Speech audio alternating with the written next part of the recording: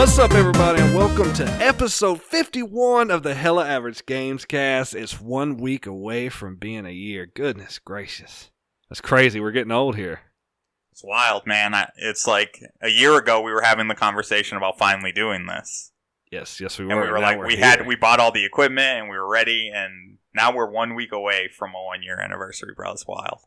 We're 1 week away. We got, there it is. We've got Jeremy, we got Carmen. But we have a guest with us tonight. We've got Josh from Let's Play Tonight. Yo, He's what's coming up? on. What's and up? Co-host of The Subject Tonight. New co-host of The Subject Tonight. It's been, what, Yes, a couple weeks now? A few weeks now? Basically. We're shooting just shy of a month now. Very cool. Very cool. So for those of y'all who listened, we had Megan on a little while back. This is her co-host and pretty awesome gamer. So I hear. I've watched a few of his streams, you know. He's going to get beat next week, but he's pretty good at what he does. Keep talking. Josh, keep talking. What's happening, man? What's good? I'm so good to finally be here. I really wish I could have been on the show with Megan, but I had some real-life responsibilities to handle at the time. Yes, we all have to adult at some point, so it's understandable. Carmen, he only adults like once, maybe twice a month. Yeah, that's it. Any more than that is detrimental to my health. And you're lucky to get Jeremy, you know, out of his pajamas. Dude, I don't even know what an adult is. And he's the oldest one here. True that. So Josh graced us with his presence tonight. We're going to talk all about video games like we do every week. He's pretty knowledgeable, I must say. We've got some E3 predictions coming up. I'm super excited. From you. Oh, yeah? No, come on now. I'm trying to be just like you. That's my goal in life. Nice. We're going to talk a little bit about E3, so that's exciting because I really love E3. So we're going to talk about some predictions. And, you know, the usual spiel that we do is becoming pretty much like the norm. So I like the way we do things around here. But, Josh, since you're the guest, why don't you tell us what you've been playing? Well, in a general sense, the game that's taken most of my time, and I know I'm just a little late to the party here, has actually been Monster Hunter World. Nice. Very cool. I personally I've never really been all that interested in the Monster Hunter franchise, but then it came to console, and I'm like, well, I almost got it a couple years ago, like on several of the handhelds that I've had, but I've never, like, this would be the first time I will have been able to experience that with people.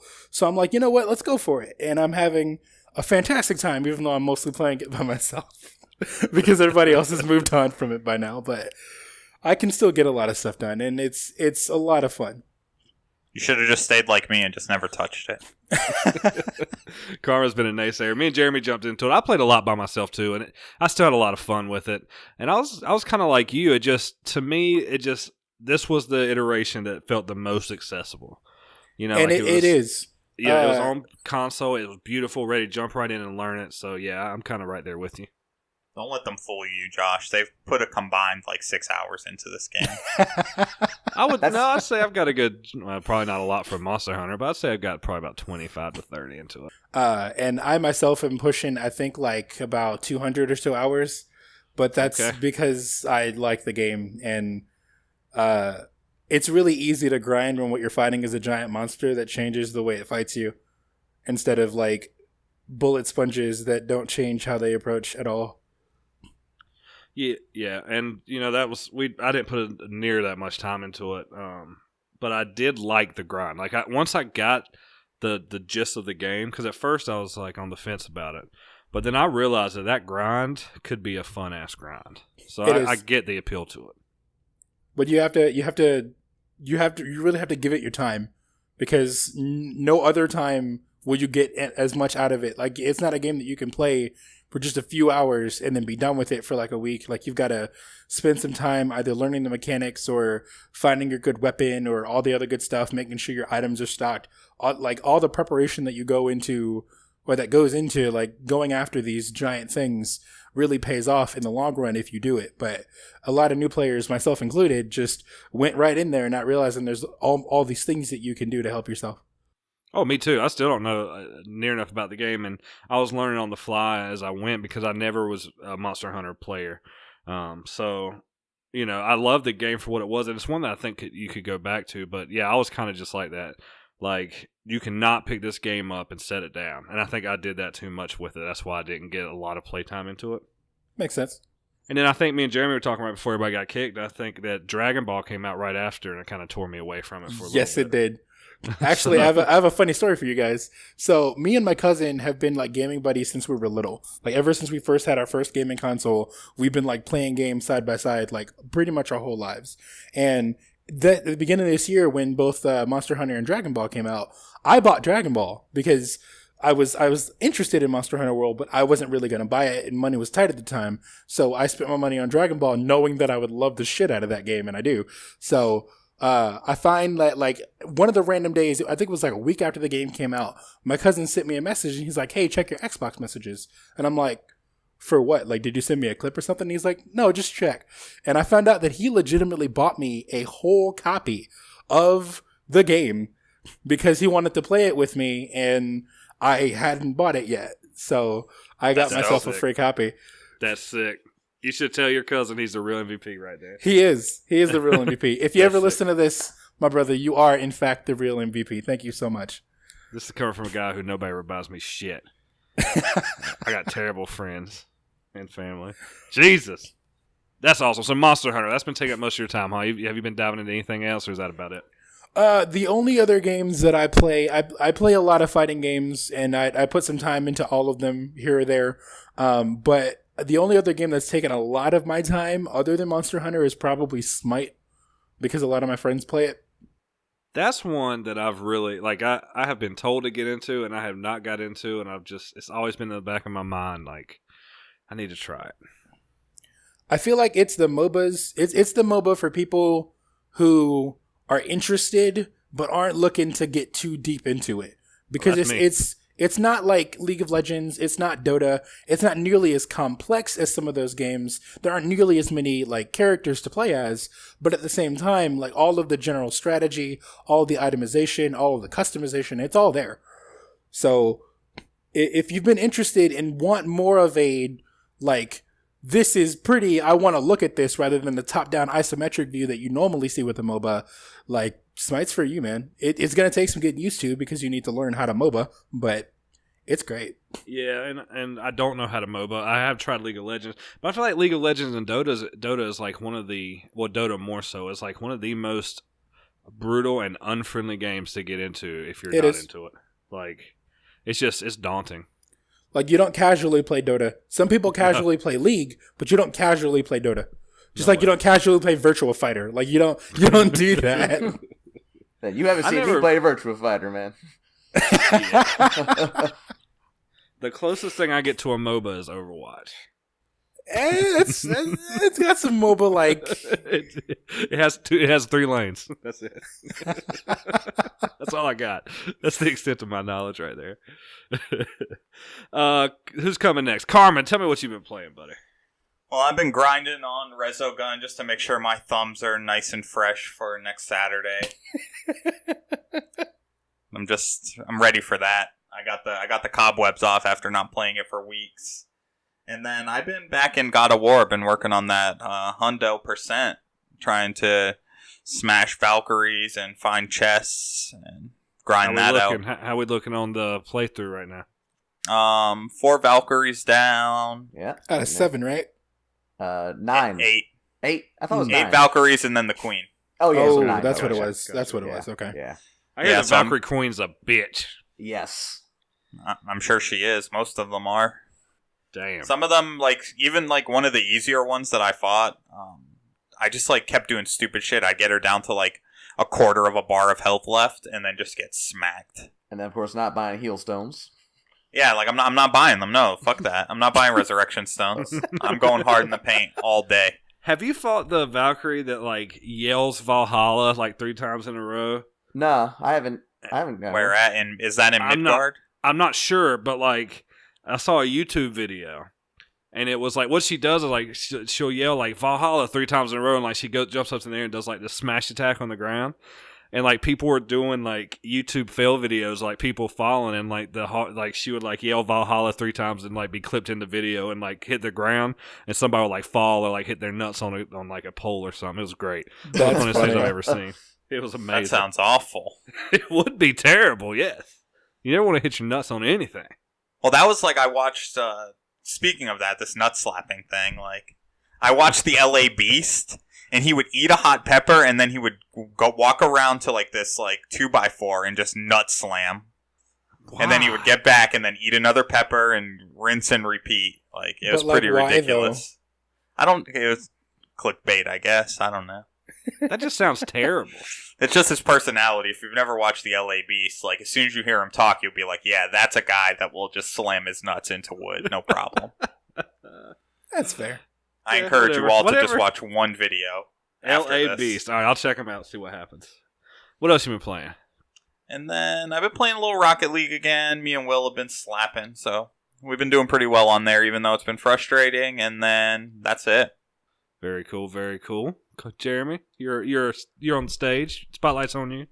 Well, I was the last one across the finish line, but I finished up God of War. Finally, let's get a round of applause for Jeremy. Yeah. Hit the clap track. We need like one of the sitcom laugh tracks. And I gotta say, I gotta disagree with you guys. I thought the last battle was pretty freaking epic. Really? Yeah. Did you not think it was quite uneventful? The dragon fight was better than the last fight? Well, okay, I'll give you that. But I like it. I'm trying not to spoil anything, and I will agree that you were right. It was easy, but I liked like the narrative aspect of it. At this point, we can spoil it. Oh, okay. Well, I don't know. Hold on, Josh. Have you played it? Are you spoiled it? Well, here's the thing.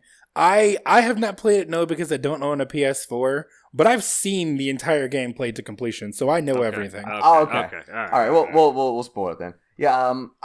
I liked the Baldur fight. I like that it came full circle. I like that it kind of sets up Freya as a possible enemy in the future. That Kratos finally just divulges everything to Boy. Which I thought Kratos was going to get that. Yeah, I did too. Oh, I did. I absolutely did. I was like, yeah. I thought he was going to wife her up. You're going to get you a new mommy. But no, I like the fact that they didn't do that. And they just went with just like, I will hunt you down to the bowels of hell and blah, blah, blah. And I will say this. I was sitting there the whole time and I was just like, really? You think this is the first time a god has threatened me? But yeah. But the fight was just everything was so easy. It's like, yeah, he switched elements, you switched elements. Yeah, and I will give you, it was a little too easy, but it was just from a visual standpoint, just really, really awesome. The narrative was awesome there, but other than that, the fight just sucked. And I also liked how she brought that big ass dead giant back to life. No, that was pretty cool. Yeah, that was awesome. Like I can just say from a visual standpoint, it was fucking sweet. Yes, from a visual standpoint, this game's got it in spades. Oh yeah, dude, it's gorgeous. And have we all gotten the extra little secret ending when you go back home yet? I haven't got to it, but I know what it is now. Okay. Yeah, spoiler alert, Jeremy. God. How dare you? I'm telling Josh, listen to this. I text him. I'm like, have you guys done this yet? And I'm like, well, I have. Cam hasn't, and I guess Jeremy had already. So, I'm thinking, because when I watched it, like, got my heart pumping, all this shit. Jeremy just sends a picture of Thor. It was a picture of Thunderstruck by AC/DC. I don't care. Yeah, because I hadn't seen it. And then, so when you said it, I was like, oh, okay. Not surprising, but very cool. Very cool. It literally had my heart racing. I was like, oh, shit. It's about to go down. Hey, as far as we know, he's just there to recruit Kratos to kill Thanos. Probably. That's probably what's going to happen. Good possibility. Kratos could put it on Thanos. He's like, yeah, you got some experience in killing gods. We need your help. He's like, boy. That's another thing that still disappoints me about this game is that you didn't really kill any gods. Well, you killed Baldur. Well, he's a demigod, so yeah, you're right. Yeah, he's Thor's little aggravating brother. But you'll get to do that in the next. I guarantee the next game is going to be the quest to kill Thor. I think that this game was strategic because narratively it sets up a lot of things, but it doesn't really pay off on a lot because I think their plan was to make this not necessarily another franchise, but because God of War is a franchise. But I think they're planning to make this like 3 or 4 more games. He said he plans to make 5 more games in the series. Oh well, there you go. Based on this lore, because yes. they switched up the lore for this one anyway. Oh yeah, and it's awesome. Yeah, I'm down. I'm totally digging. I love the fact that it's the same Kratos. Dude, when he brought out the Blaze of Chaos, I was getting just hype as fuck. I was just like, yes. I saw some cool stuff on Twitter. It's like, I guess it was one of the design guys that worked on the game, and he showed one of his early, they like make molds and statues out of clay. He showed one of his early ones, and it looked pretty fucking badass back then. Like, you could see where the Kratos came from based off that statue. Was it the original for the original games or for this one? No, for this one. Okay. One.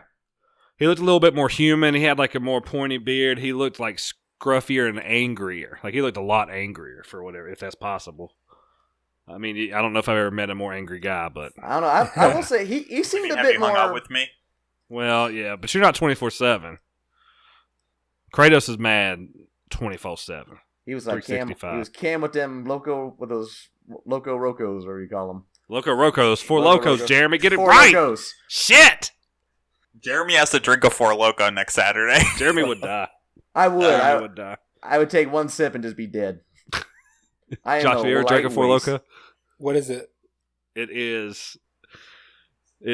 Malt beverage. It's 24 ounces of flavored malt liquor. That's 14% alcohol. That it's sounds like a fantastic Amazing. time. It is amazing. Go next time you drink. Go to the store, buy 2 gold Four Locos, and I want you to report back to me.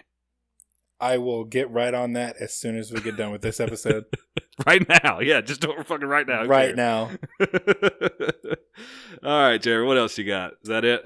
Other than that, I've just been practicing up on some certain games that we'll be playing. Yes. I think we've all had games. Oh, we've been jamming on. Oh, and I've also just been sinking some time into Dragon's Crown. How's that? Dude, I fucking love it. I was able to just like, I have it on the Vita, and I was able to bring my save data from the Vita over to the PS4 and just pick up my adventure again. And I ended up going back and doing every stage you go to, there's like 2 paths, the easy path and the hard path. And I went back to the wood stage, and I went the hard path where they talk about it's like some beast living in the woods that you have to defeat. And it's like, okay, and I went there and I go through these caverns, and there's like this big pile of gold and bones and shit, and like the camera zooms out and it's a little white rabbit. I was like, holy shit, it's a Monty Python reference, and it was fucking amazing. That's awesome. You fought the fucking, I was like, I was just like, where's the holy hand grenade? That's sick. And he was rough too. He was like doing tornadoes and shit. He was biting my fucking neck. It was awesome. I loved it. That is right up your alley. I will probably Seems never legit. ever play Seems that game. legit. So what? I said that's right up your alley. I'll probably Oh. never touch that game. Oh, And I then Josh thought says it seems legit. I thought you'd like it. It's got like a Diablo style system to it. Maybe. I didn't know much about it till you started talking about it. It's like a side scroller RPG. Plays similar to like Golden Axe, but it's got loot out the ass. I And do now- like loot. I it's am all- a fan of loot. It's all about getting that treasure. Okay. All right. You'll have to try I it. won't shut it down just yet. You'll try it when you come over. I will. I'll do whatever you tell me to, Daddy. Yes, sir, coach, sir. Yeah. Got it, coach. I've only played 2 things since we talked last. I haven't been playing much, but I played a lot of Mortal Kombat. I'm getting back into that because that's the game I've been playing. I forgot how much fun I had playing it too. The only time I don't have fun is when I go to play online, and it's those people who had the game since the day it launched, and they just doing the cheapest shit that there is doing the game. Or when you play me and I just stand back there and launch projectiles at you. Yeah, fuck you. But there's one guy who's playing Scorpion, and at this point, everybody knows Scorpions juggle, and this guy was just teleporting back to back to back to back across the screen, and then once it starts, it doesn't end. You get juggled the whole match. I was like, this sucks. But that game is super fun. I love Mortal Kombat. I did when I do the towers and stuff. It's super cool. There's always different status effects, or there's always different stuff going on with the environment. So you might have meteors falling, or bombs coming at you, or health regen, or there's all anything you can think of. It's really cool. So I've been playing that a lot. And then I played some Mario. I'm working on getting some moons. I don't think I'm gonna get all the moons anymore. I thought you already got all the moons. I got all the moons in the first 4 stages. And how many are left? Like a lot. 5 stages probably. Like a so lot. you're halfway there, bro. Go. Yeah, I am. I think I've got about 500, and there's 900, I think, in there. 999, something like that. All right, well, you're over the hump. Stop being a little bitch. Get them moons. I don't care if it's a lot. Like, go. Jesus, I don't know. Yeah, so that's I mean, what else can you say about Mario? Mario is the GOAT, if you will. And it's fun, too. Fun for the whole family. And you can enjoy it in the train, in a plane, or in an automobile, can't you, Carmen? Could you hear me roll my eyes? I could hear it all the way from here. It was just loud. Jesus Christ. I get so tired of hearing that shit.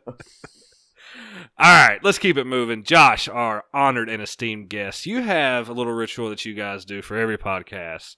Megan hit us with it, so why don't you hit us with some weird news?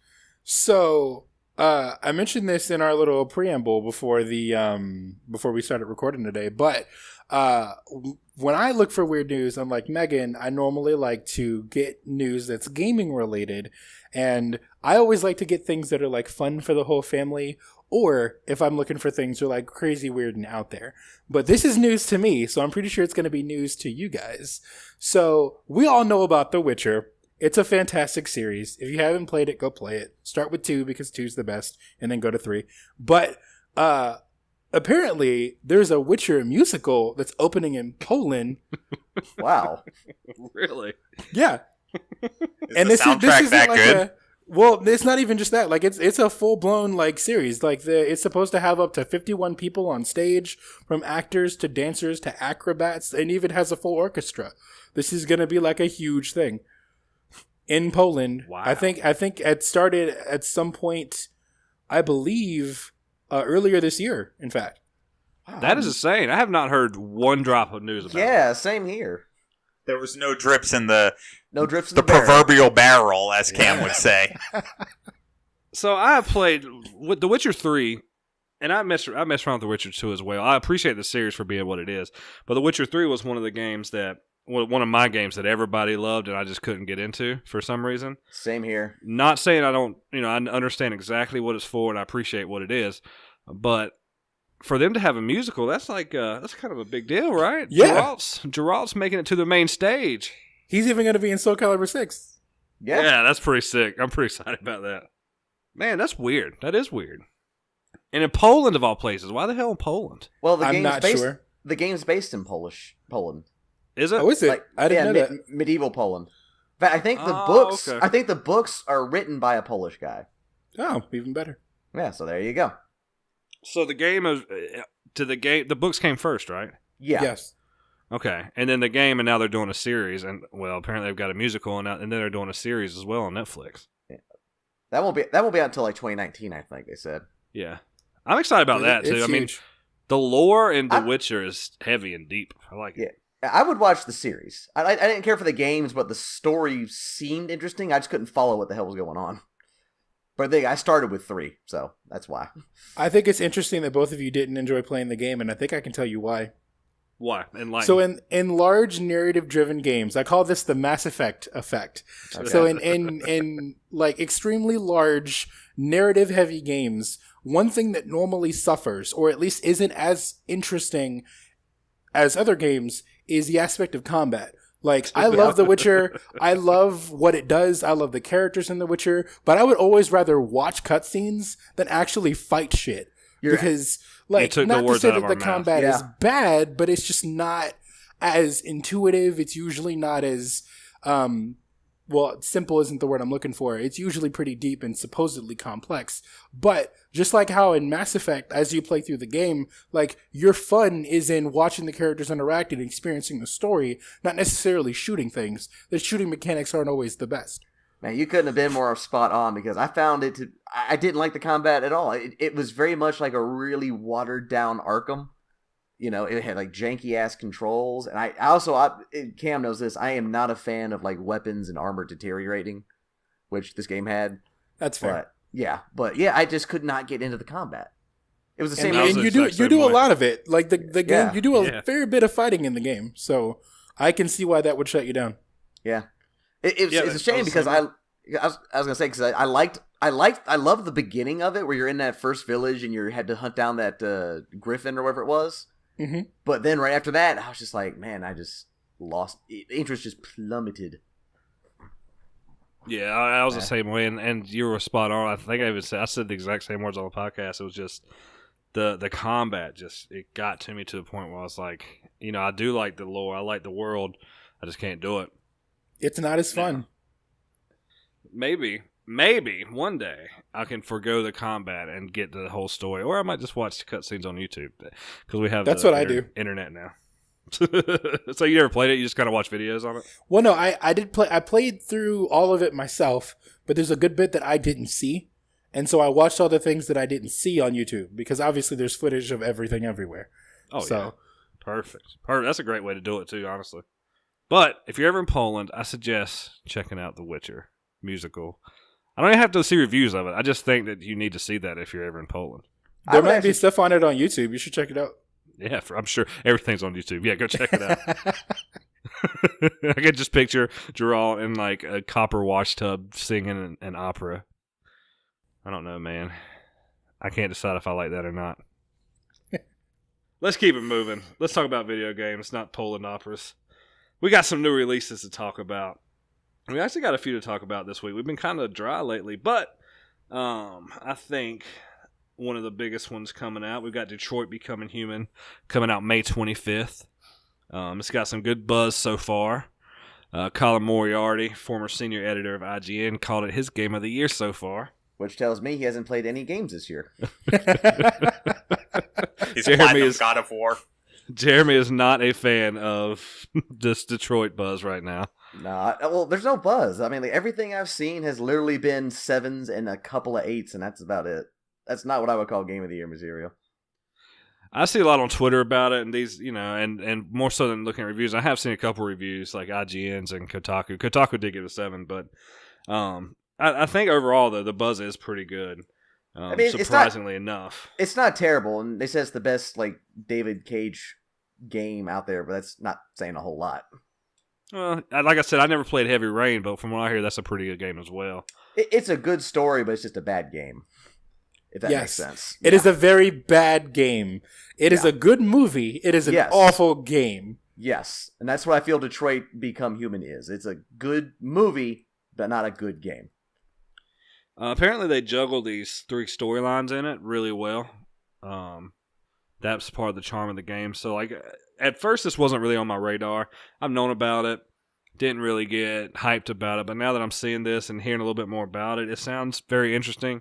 And I'm a big fan of Telltale games and a lot of quick time event type games. I think this will be right up my alley. I think it will. I think I'm gonna actually give this one a shot, and it's pretty cool that it wasn't on my radar and it's jumping on there now. Well, with that, we've also got Dark Souls Remastered. Oh boy! Everybody shut down the newsprints. We got breaking news, guys. Dark Souls Remastered. Oh boy. It's funny. I actually just watched a video today of a guy who's a very well-known Dark Souls hacker who has already hacked the online for the remaster. I'm not surprised. Yes, and has made a fireball spell that one-hits people, breaks their equipment, and gives them the egghead effect, which apparently sticks with you throughout the entire game unless you get a very rare item. Wow. What a dick. So, his exact words in the stream were, if I hit you with this fireball, you might as well just start a new character. God damn. Damn. So he's that savage. So yeah. And they're gonna put some patch in to stop this. I would hope. I would. You would hope. I would hope. Yeah. I mean, this guy's apparently like his name is like known. He's like the God, I don't even know who's the most famous known as Dark Souls hacker. Yeah, like people the Dark Souls people know this dude. He is Dark Souls. He's the Dark Knight. Like, his name's probably like Bob Smith or something, and they're like, "Oh fuck." There's Robert again. Stay away, Robert. Dude, I'm telling you, this YouTube video is an hour and 30 minutes of him just going into people's games. He's buck-ass naked. He's got like his loincloth on or his diaper. And he's just blasting people with this fireball that he wrote the code for.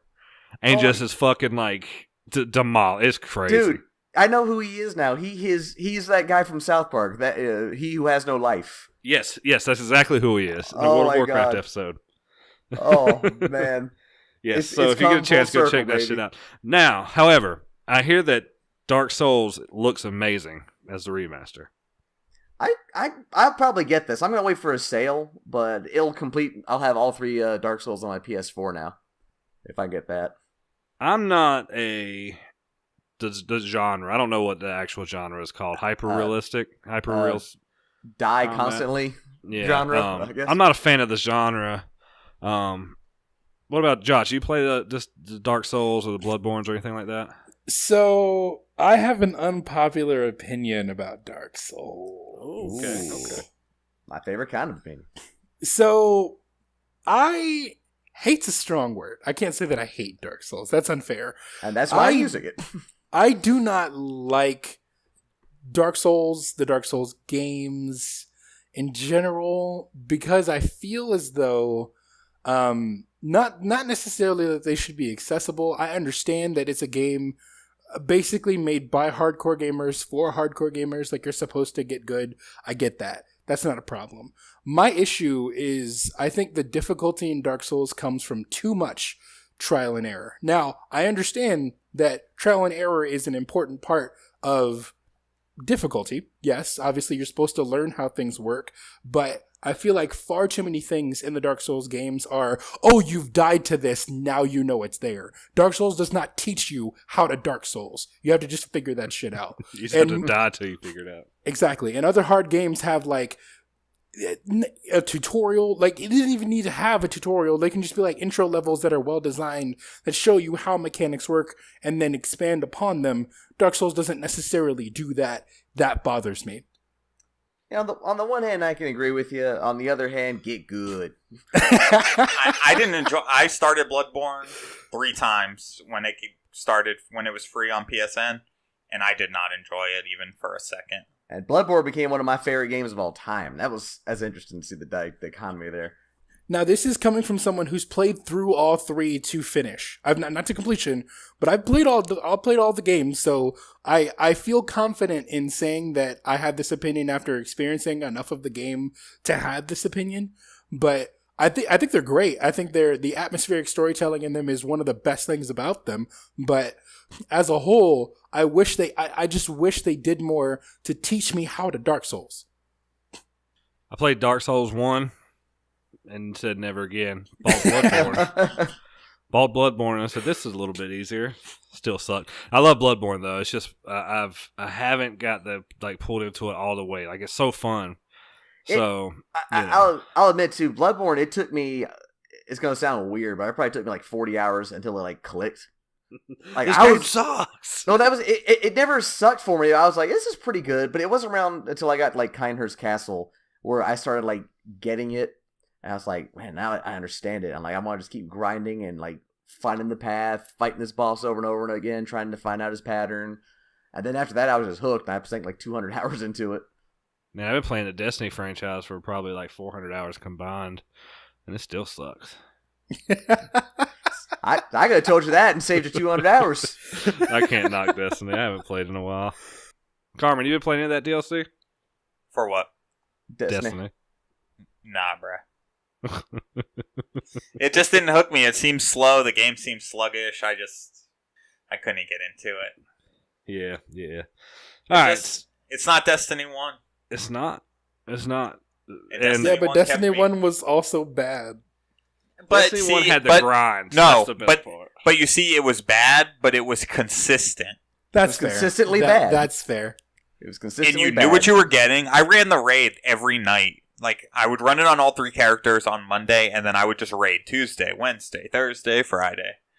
And I had a blast killing Oryx and...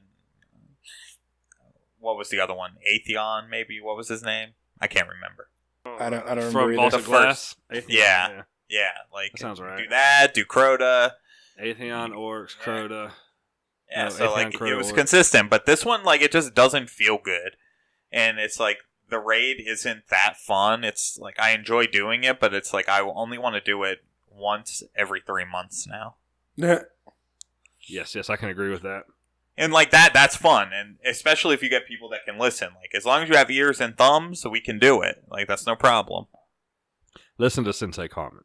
Yes, but nah, I ain't playing that. I ain't doing it. My biggest problem with both Destiny 1 and 2 is that I feel like it's actually impossible to get anything good out of the game unless you have a group of people playing with you. There's enough things that you can do on your own to keep you interested for a while, but whenever you start to get to the in-game content, you just have to either go for it with randoms or, like, you just can't do it.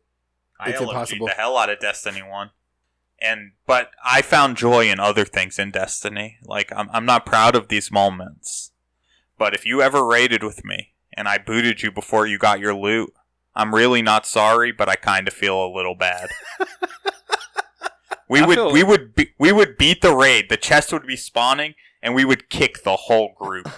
Me and my buddy Gordon, the whole group, and they'd be like, "What the fuck just happened?" I'd be like, "I don't know, man. I got kicked too," and then I would just lose it.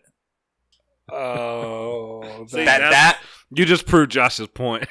And on top of that, it's like we weren't just doing regular raids. It was, like the hardest mode, challenge mode, where you gotta blow Oryx up with all 16 bombs at one time. Blasey blah. Yeah, like I was a savage. It's a really good thing I never played with you. I would have loved to just hear you rage. Well, I don't do that, but well, that's a lie. I can't say that I don't rage because that's unfair. I don't rage outwardly. I mean, you're not supposed to hold that type of thing in. You're going to develop a tumor. You're going to develop a tumor if you keep doing that. It's like a fart. They got to come out, bro. Bro, you can't just sit there and like go Super Saiyan on the inside, but just act like you got a smile on your yeah, face. like go Super Saiyan on the inside. Motherfucking lungs be gold as shit. Yeah, it's not my good for your God. health. You guys are great. All right, enough Destiny talk. How the fuck did that happen? We were talking about Dark Souls. It had a dark soul, man. What State of Decay 2 was out. I'm actually thinking about picking this up on Games Pass. What was it? State of Decay 2. Oh. I thought he was already talking about the other game again. No. I never played State of Decay 1, but I have seen some pretty, like, some videos and footage of this. It looks pretty cool. And I've got the Games first one Pass. on the Games Pass? First one on the Games Pass was Sea of Thieves. Not a good start. And I've downloaded Gears. I'm gonna play through Gears again, starting with 1, and then I'll probably get this one. So I have a total of 3 games that I'll play on the Xbox as of right now. So we're getting there. It's better than having no games. Then my Xbox is just collecting dust. That's fair. I didn't play the first one. I know people who did. They said it was interesting, but I'm zombied out now. Like I'm done with zombies in general. A lot of people are there with you. Like, fuck zombies. I'm tired of them. Like a lot of people are like that. I'm not necessarily. I like zombie culture in general. Like I like Walking Dead. I like zombie games. I like pretty much anything you can think of with zombies. But when it comes to games, I played The Last of Us twice, and I don't think that a zombie experience can be topped. It hasn't been topped yet, at least, as far as that goes. Like, as long as you find some way to make the actual gameplay interesting. Like, one of the first zombie games I ever played was Left 4 Dead. And it stood out to me because it makes itself different. Like, there hasn't been another zombie game like Left 4 Dead since Left 4 Dead. So, like, I've just not really been interested in a lot of the other ones because they don't really present themselves and the gameplay loop isn't as interesting to me. Left 4 Dead is unique. Like, I feel like it's just it's shining light in this. It's almost like, I don't know. I don't want to call it arcade zombies, but that's what it kind of felt like. That's basically what it's become because the market's oversaturated. The only thing you can do now is make scory based, arcadey type zombie games because that's what people will still buy. I agree. I mean, but for a long time it was vampires and werewolves. Now it's just zombies. I mean, I don't know what the next thing will be. What else have they not got to? Mummies. Maybe it'll be mummies. We'll find some mummies in some games at some point in the nearest future. I'm sure it will. We'll deal with some ancient Egyptian nonsense. Yeah, there is. Yes. Yeah, I can see some in there. And I didn't play the last Assassin's Creed, but they were in Egypt, so I'm sure they had something to do with mummies. So the last Assassin's Creed game is not actually an Assassin's Creed game. Yeah, what is it? It's like A steaming pile of shit. He said it. Hey, he said it's not like an Assassin's Creed game.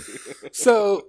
Like, what are some things that you will commonly do in Assassin's Creed? Like, give me some examples of Assassin's Creed games you play and the general gameplay loop that comes of it. Jump off extremely high buildings and not get damaged. Climb up collect buildings. shit. Collect shit. Hide in hay bales. Right. Stab Run guards. from guards. Try to sit Do down the beside same somebody on a mission bench. 4,000 times over Yeah. with just different people. Run aimlessly in the Animus while your game is loading. Watch terrible cutscenes based in modern day, which you don't give a shit about and just want to get back to the stabbing dudes in the past. Okay, so take all of those things and then add a bunch of RPG elements and change the gameplay loop so that way it's more of like an RPG, and you have to manage like items and character levels and a bunch of other things that factor into a fight now, instead of like stabbing McStabberson, pressing the attack button until the opponent dies. There's a lot of games where the RPG element works, but I think part of Assassin's Creed charm. I played Assassin's Creed 1 and 2 very heavily. Charm? And I think, part of that charm was Charm? People hack and did slash. like those games. I liked them too until they killed Desmond.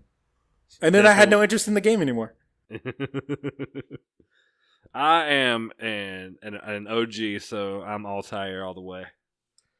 He's my boy. I was all about that Ezio. Ezio's a great character. Yeah. I just wish I never even played the first one. Come on now, the first one was pretty awesome. Second one was It better. popularized the open world genre. And dude, It did a lot. And 4 was amazing. You had a fucking pirate ship. Yeah, and you could sail in the open sea, and your people would sing shanties, and it was great. That was awesome. And that was the That's last the one I played. hate I missed. That's the one I hate I missed. Poop, poop, and poop. Okay, that's fair. Is it You're fair? allowed to be wrong. Shit, and more shit. I used the PG version. Come on, be easy. Like, it wasn't that aggressive. Oh, there's nothing PG about this. What else came out? Mega Man Collection 1 and 2 and 1 and 2 combined came out on the Switch. So I think that means you could find Mega Man on every console there is. I believe so. Yep. That's a scoop. That's a good grab. That is. Yep, that would be something great. I've got one. I don't have the second collection. I'm going to get the first collection myself. So Mega Man, the original Mega Man is one of the most frustrating games I have ever personally beat. In my entire life. Like, this game, I almost broke a controller with it in my adult age. Like, I almost threw a controller through a TV. Like, this is the most frustrating game. Yeah, I personally think that if you're going to play a Mega Man game, you should play the Mega Man X series. The original Mega Man games are from an era where games had to be hard, so that way you had a reason to keep playing them until a few years later when the next game came out. That's totally very true. Cam's not very good at Mega Man X. Cam is like booty hole at Mega Man X, but he loves the original Mega Man. I never played Mega Man X, and then they introduced it to me. When we were recording for Select Start. Yeah. So I beat 2 bosses. You aight. Yeah. I mean, You're better than Mario. I ain't booty. Now I am booty hole at Mario. I suck at Mario. I don't know Yeah, how, and I love all lost platformers. that. Except for Jeremy. Yes, Jeremy is a Mario god. I'm just I'm what they call, confident or competence. Incompetence? No, it's incompetence. Yes. Yeah. Okay. I heard I'm incompetent as well. Okay, so as far as new releases go, that's the major ones. We've got some other stuff like Don't Walk, or I Hate Running Backwards. That sounds like a real winner. I mean, every time I did it, I fell down most of the time if I tried to go too fast. Yeah, I mean, I don't think anybody wants to walk backwards. But thank you, PC, for giving us these great titles such as... Oh yeah, they're great. I Hate Running Backwards. Okay. Now the moment we've all been waiting for, the news. Boom. All right, so here we go. Let's get through this because we have got some stuff to talk about. All right. the Sony boss, says the PS5 is 3 years away. That places it at 2021. Thoughts? Too far? Too far. 2020. 2020 or 2021. I'm leaning towards 21. I would have said 20, but the boss says 21. Like, why would he say that? To like try to create some hype and then be like, psych, 2020. It's kind of like when you're sick and they tell you only have 6 months to live, but you really live for like another 40 years. Oh, so it's that kind of that's what we're looking at here. Yeah, you underpromise and then overdeliver. Exactly. I mean, that's a good tactic to live your life by, because like when you set your standards pretty low, you're never disappointed. That was college. So you know, like all of us here, and I'm sure I know Josh. He said listen to a few episodes, but we are diehard like Sony fanboys, and we always try to keep up with the newest Sony stuff. Like that's my personal favorite console, favorite company in general, and I can't wait for the new iteration of the PS5. The only thing that I'm thinking is that it's only like at this point, how what can they do? You know, like where are they at? I mean, How much more you're power already can they like have? 10 years ahead of us because you're looking at the next iteration of a system that doesn't exist. I mean, the PS4. Yeah, my bad. The PS4 to the PS5. Please excuse my jumping ahead, my time skipping. Cam's in 2032 right now. Bro, He's 2032. living the We better be in like this. It better be like dot hack. We want to be in the video game. So yeah, I'm pretty excited. I don't really. I was, if you'd asked me 2 weeks ago, I'd have said it'd be here in 2020. Now I'm thinking 2021 is going to be the number. Carmen has a nice prediction that he's going to tell us later. The one that I text you guys? Yeah. We like Ubisoft around here, don't we? No. Burn them all. All right. So anyway, Ubisoft has announced some of their E3 lineup. Obviously, we're going to have some info from The Division 2, Beyond Good and Evil 2, For Honor, Skull and Bones.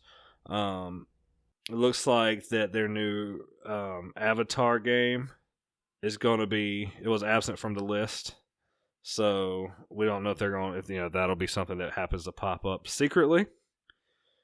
So they have some games that we've heard rumors about, like the new Splinter Cell game. That's not confirmed at this point, so we'll see.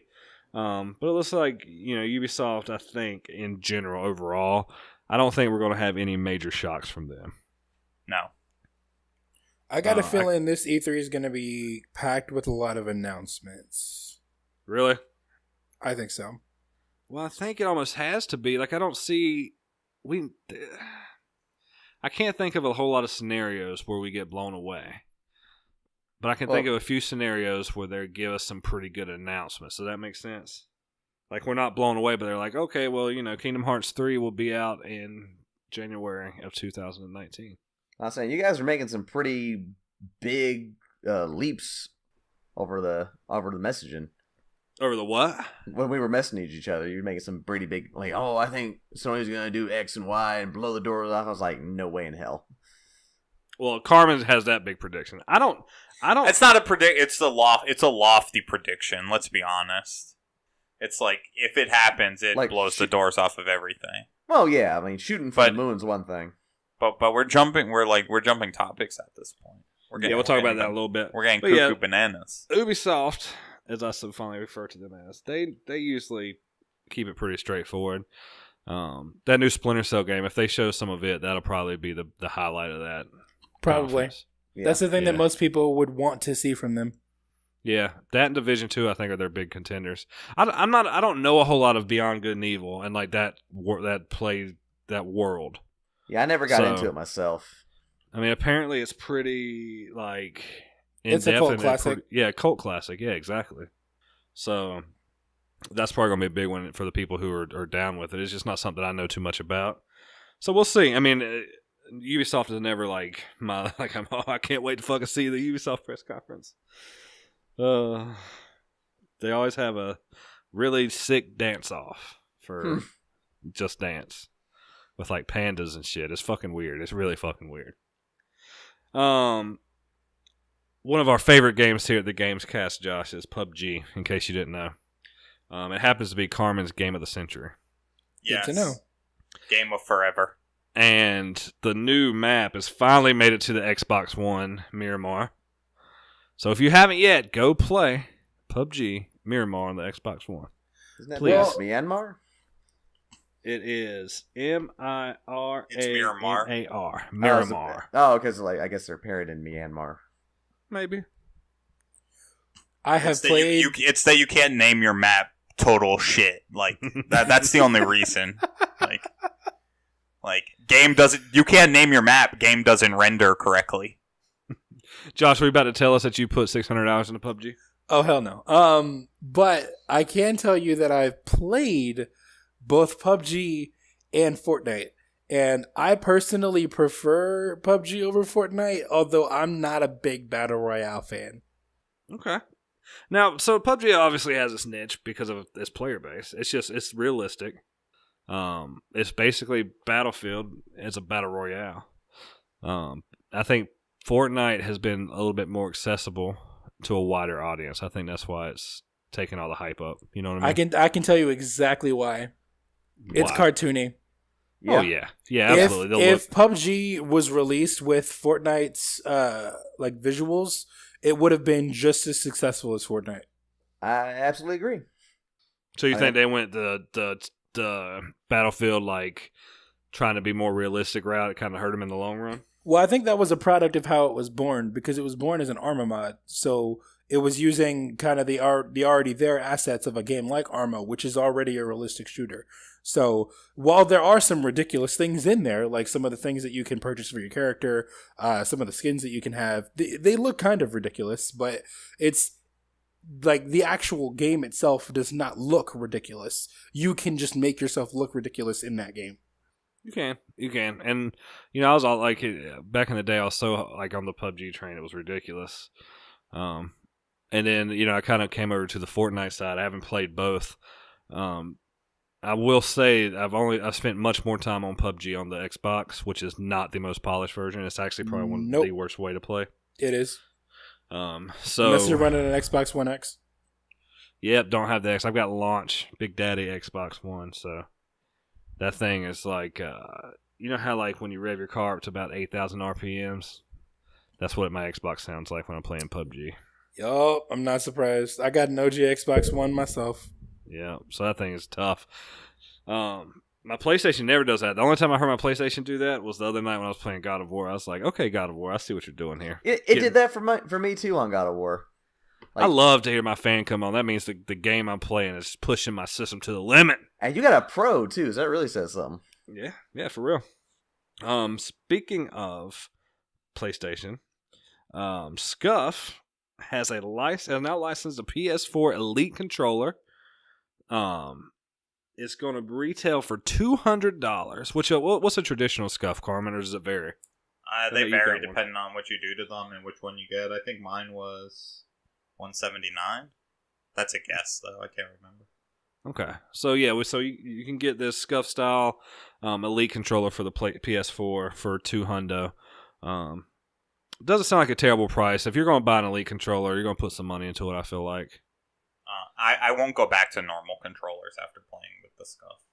Okay, so you got that. I mean, you see the true believer right there. I've never really played just doesn't with anything but like standard controllers. The regular controller just doesn't feel good. The only thing that I'm just rough on joysticks. Like, I fucking like rip the rubber off of them like nobody's business, and it's just dude. Everybody does that. Nah, not Jeremy. Jeremy got pristine ass controllers. You should see his shit. I take care of my shit. That motherfucker he plays with like gloves on, like soft gloves. You got gently massage only allows every night. Like one millipound of a pressure. What the fuck is a millipound? Oh god! What the fuck is a drip in the barrel? Jeremy, his hands are so soft because of how much lotion he goes through that his sticks will never wear off because there's not enough friction. I'm going to pretend that I didn't hear what you just insinuated there. Oh, it's not insinuation. It's fact, Josh. Big fact. It is a fact. Actually, small fact. A small fact. You're right about that. I will say this, though. In the vein of pro controllers, I don't personally own one myself because I don't ever feel like I would spend the money on one. But I did get the chance to use one over at a friend's house, and I see why people would want them. Extra buttons are a really big deal. Oh yeah, and the customization factor is epic too. Very true. Yeah. Very true. Oh, I see the appeal. Trust me. It's just I don't even want to pay $60 for a normal controller. Yeah, I usually get mine on sale if I can. Yeah, like I've got 2 controllers now. Well, now I've got my like one of my original PlayStation 4 controllers, and then the one that came with my Pro. And I've had one other one that just straight I shit the bed on me. So yeah, I don't even like spending money on controllers. Maybe like if I have a little bit of expendable income, extra money one day, and I'm like, fuck it, I just can think of so many things I'd rather drop $200 on. For real.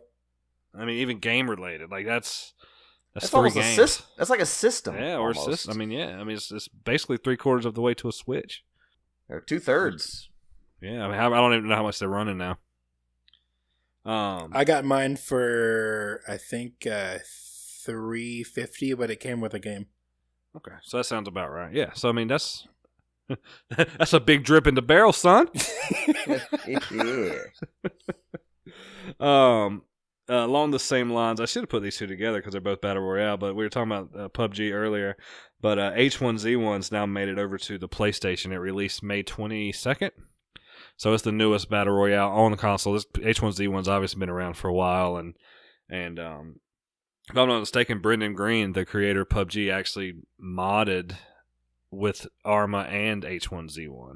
Correct. So yeah, the H1Z1 finally made it to the consoles, and it's got, I think in its first, I don't know, day or two, it's got like 1.5 million users, and it's getting, it's sounding pretty legit as far as a battle royale goes. So.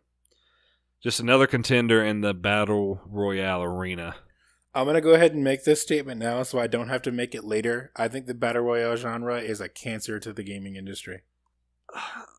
So, okay. All right. I can get behind it a little bit because so the genre itself, the gameplay is fun.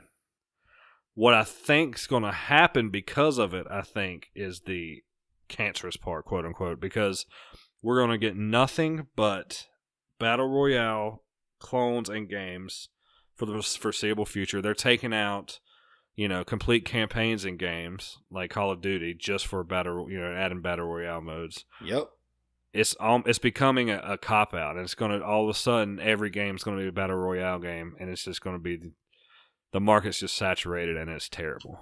But here's the thing: like we've seen this happen with literally every other trend. Like, it happened with microtransactions. It happened with, what do you call it?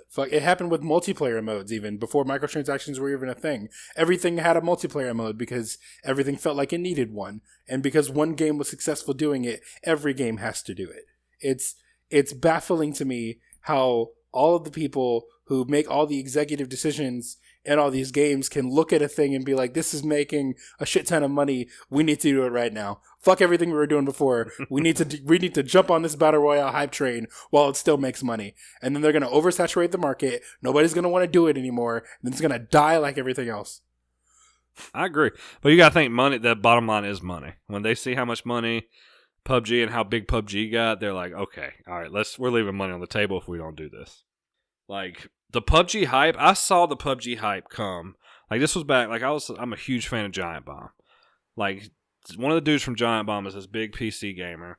He talked about this game in, like, its infancy. It had, like, 1,000 downloads when I first heard about it. So to see it come full circle, like, the hype behind it, the money behind it was insane. It's got its own studio. And, Sure. like, what exec that has to please shareholders wouldn't want to be like, hey, we can knock this genre out and at least make $1 billion or whatever it is. Put the number, fill out whatever X number is. Of course they're going to do that just to get money. The only company that doesn't like money is Nintendo. That's the truth. And that's why they're the best. I mean, Nintendo, like, as far as their the way they do things sometimes baffles, but they have been a consistent company all the way down the line. Like, you know what you get with Nintendo. Because they don't compromise, that's why. In terms of game quality, I can agree with that.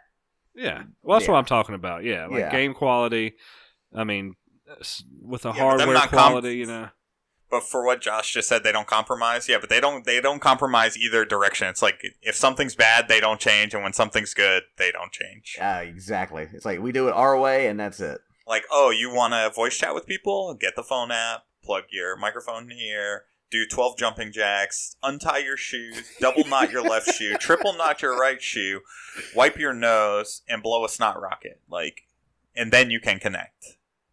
But at least you know what you're getting into, though. You're right. I agree. It's kind of like Destiny 1. You just know what you're getting. It all comes full circle, guys. That's fair. That's fair.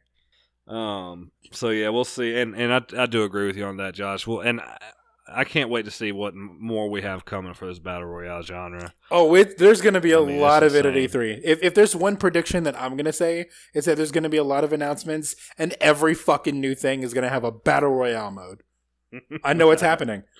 I can definitely see that. Given. When I heard that it was happening to Black Ops 3, I was like, well, here we go. Yeah. Here we go. I mean, with Black Ops, you're like, I almost, it leaked that was going to happen. And I was like, I hope it's not right. But it was right, and it happened, so. But, man, that's a stunt on them. DLC campaign, $30. They're about to get people for $90 on this game. That's Easy. fair. Yeah. Easy. Once again, it goes back to the dollar. They got shareholders to please. Do you want to hear another unpopular opinion? Yeah, go for it. All the time. Unpopular is up. Games shouldn't be $60 anymore. I mean, I agree. I don't think that's an unpopular opinion. That's just, I mean, we all want games for free. Of course we all want games for free, but that's not how games work. No. So do you think they should be more expensive or less expensive? Oh, far significantly more expensive. Now, granted, I'm not saying you should have to like pop out $120 for a video game. No. But they should at least be within the realm of about 80. Well, you know, it's odd you say that because I remember when I was a kid, like a new Super Nintendo game would cost like $70 to $80. Correct. But it also came with a bunch of free shit too. Well, not free, but it came with extra shit. Well, it also came with the whole game. So you're saying you want the model, like the old school model where everything is shipped. You pay $80, the whole game and you get the whole game. Yes. Other than the piecemeal model where you get a piece of a game and then DLC'd out for the duration. Well, I have also an unpopular opinion about DLC because I think the DLC is good when used correctly. I think that far too many games use DLC as a way to fix problems that they know needed fixed previously. But I also know that there are several other games, I'm going to use The Witcher as an example, who have a base game that's great, that's fantastic, and then have additional ideas that they'd like to pump into the game after release. I'm fine with that.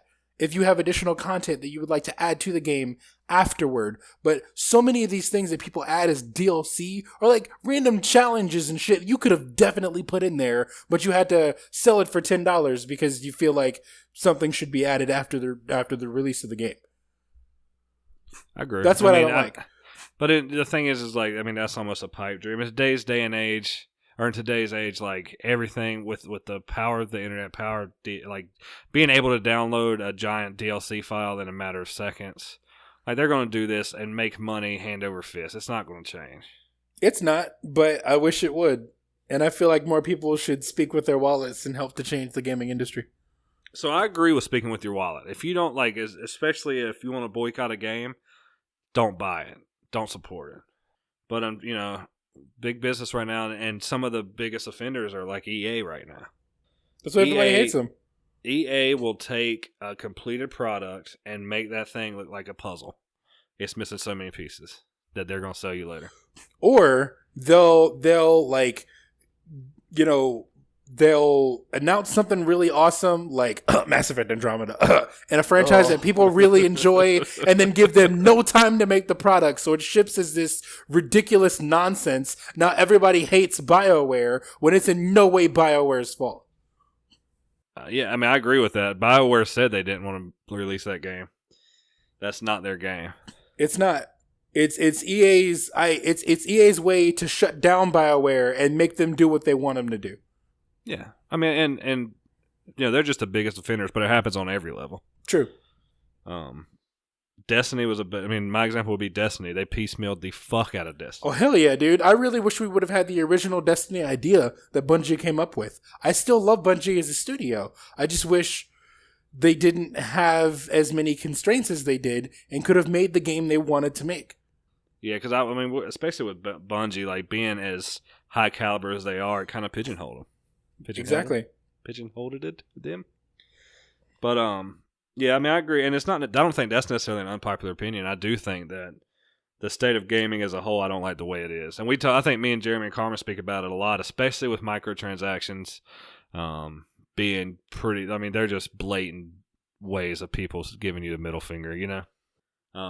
And there's ways to do it right, like cosmetics and stuff like that. Just, you know, yeah, if you want to pay, I don't want a loot box. If I want to buy an outfit, let me pay for the outfit. You know, there's ways around it.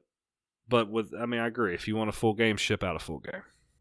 We need like a Josh Rants corner. I love it. That's the entire reason why I joined the podcast, because my plan was my initial plan, and this is actually a story that I haven't actually told on the podcast, so listen up. When I was interested, I was actually going to start my own podcast called 2 Cents. And what I would do is I would take something and then give my opinion on it and like rant about it for a little while. I haven't started this segment on my podcast yet, although I'm pushing for it. We haven't tried it yet. So that was my initial plan. I just want you to know next week, Hell Average presents 2 Cents. I'm copping it. No, I wouldn't do that to you. I'm fucking with you. We're gonna do it in the Peter Griffin accent. Just you know what really grinds my gears? When you can't find the droids I'm looking for. Oh man, let's keep going. We got a lot of shit to cover. Battlefield 5. I've derailed us enough. Sorry. No, it's okay. It's okay. Battlefield 5. The release trailer came out. I am a Battlefield fan, and I was not blown away by this trailer. They're taking us to World War II. They added a couple of new mechanics you saw in the actual trailer, like you could prone on your back, which is something new you can never do before. And it's just the trailer itself didn't seem like it was taking it to the next level. Like, but it did break the internet. It did break the internet, and that's for a whole new reason. I mean, the cover is a female fighter, and Twitter broke. I don't know about the internet as a whole. Twitter is broken because of this, yeah. And I don't understand like it. I don't know. I'm not a big World War II buff either, but I know that women were an integral part of World War II, and like I don't understand why the person who is on the cover of a game is making this big of a deal. Some of the best games. She's one of the most famous like women from World War II. And that's beautiful. And like some of the best games I played didn't even have people in them. It was aliens. Like who cares what's on the front of it? You know, it's stupid. I'm not offended. I don't even like Battlefield. Yeah, so that broke the internet. And my gripe about it is the actual game. It didn't seem like it was doing anything new. They haven't been doing anything new. Well, here's the thing. Like with a game like Battlefield, with games like Call of Duty, with games like in that genre, there's not really a whole lot you can do without making it some form of fiction, which is why Call of Duty went the futuristic route, because there's only so much you can do with realistic warfare because it's realistic. Yeah, absolutely. And part of their shtick not a shtick, it's what they do, but like they tell, you know, quote unquote lesser known stories of World War II, and they did the same thing with World War One. So I get what they're doing. I just don't know if the jump from game to game, from Battlefield 1 to Battlefield 5, I guess. Whatever. So weird. That's funny. The jump doesn't seem, it looks like a reskin of Battlefield 1. Like there's not enough new, and granted this is one trailer, so we'll see more coming out and see what's new and added, but I mean, the core Battlefield is great. Large destructible environments, giant maps, major large-scale warfare.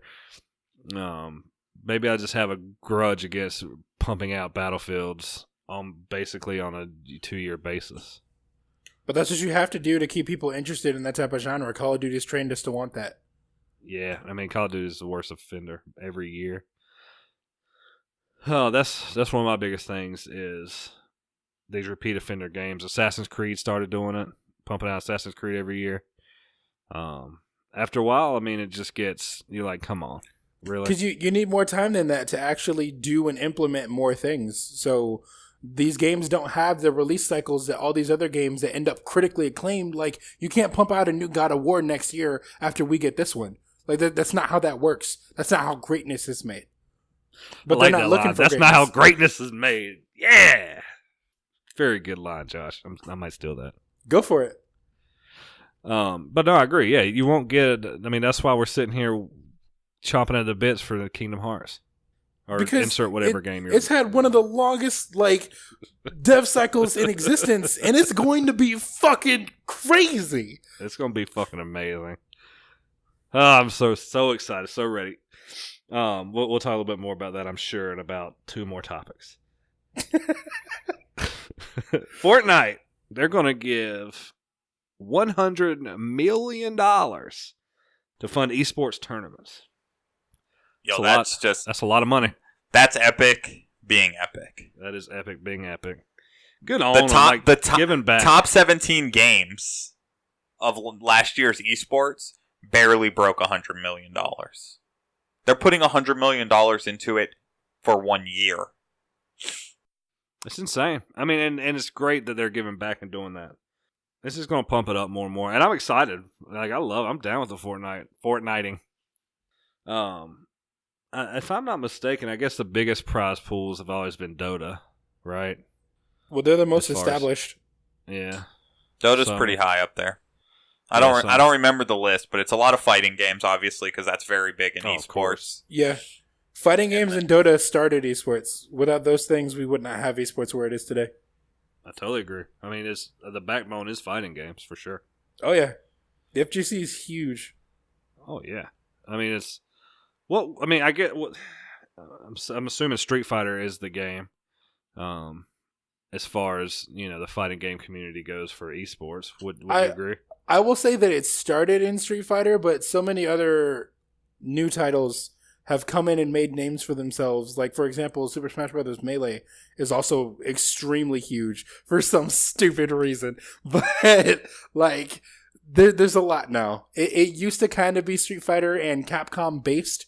Because it wasn't just Street Fighter. It was like Marvel. Marvel was a big thing, too. Marvel vs. Capcom 2. Yep. Yeah, Marvel 2 was huge. Pretty much every Street Fighter game after Third Strike has been a big deal. Yeah. It's just really big.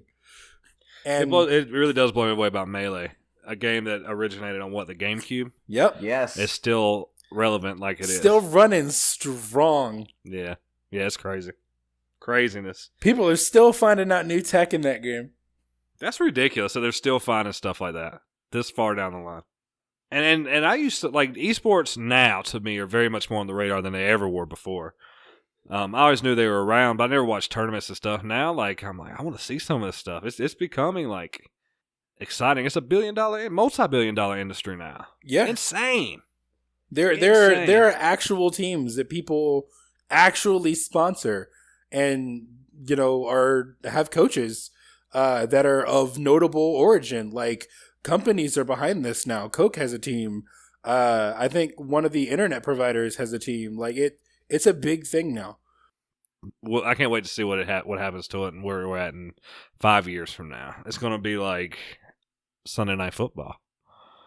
It might not ever get that big, but it's going to be on. I think it would be mainstream media. They already have ESPN esports hosts. They have covered different tournaments on ESPN. That's when I knew we made it. Rocket League was at X Games. True. Yeah, I mean, and the longer it goes and the more popular it becomes, it's going to just hit more and more. It's going to hit all the local channels. It's just going to be everywhere. I agree. It should be. I do. I mean, yeah. I mean, every other medium is on. It's there. Why not just bring gaming to the mainstream? You know what I mean? So, can't wait to see what happens with these sports. It makes me happy. Gets me all warm and fuzzy inside. Best Buy does not make me warm and fuzzy inside. They are canceling their gamer club. Now, this gamer club was apparently a really, really good deal in gaming. You signed up, it was, I don't know, I think it was $30 a month, something like that. Yeah, $30 a month.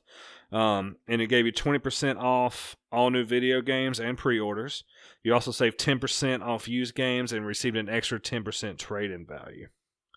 So they're going to let people's subscriptions run their course, but once they do that, they're not going to have you can't resubscribe. It's over with. So, apparently this was one of the best deals in gaming, according to GameSpot. So they're saying RIP Best Buy, RIP. Not Best Buy as a whole, but just the games thingy. Well, I mean, if you think about it, 20% off of like a new game. New games are $60. That's $10. at least $10 off. $12. Yeah, Yep. It makes a Yep. difference. So every fifth game you buy is a free game. 6, I think. 6th game you buy, something like that. Thing is, if you do the math, like I use Amazon Prime as $100 a year, and I get like $15 off almost on new games. Like I got God of War for like $47, brand new, the day it came out, with my Prime discount, and that's only $100 a year, not $30 a month, which adds up. And yeah, and they have, and also, let's face it, Amazon just has way more selection. Yeah. So I mean, don't get me wrong, it's still a good deal if you're into Best Buy and all that, but there's other places to go to get better discounts.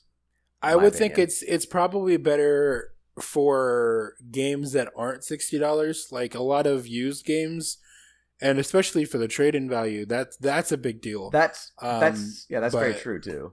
But not for new releases, probably not. I want to change something I said.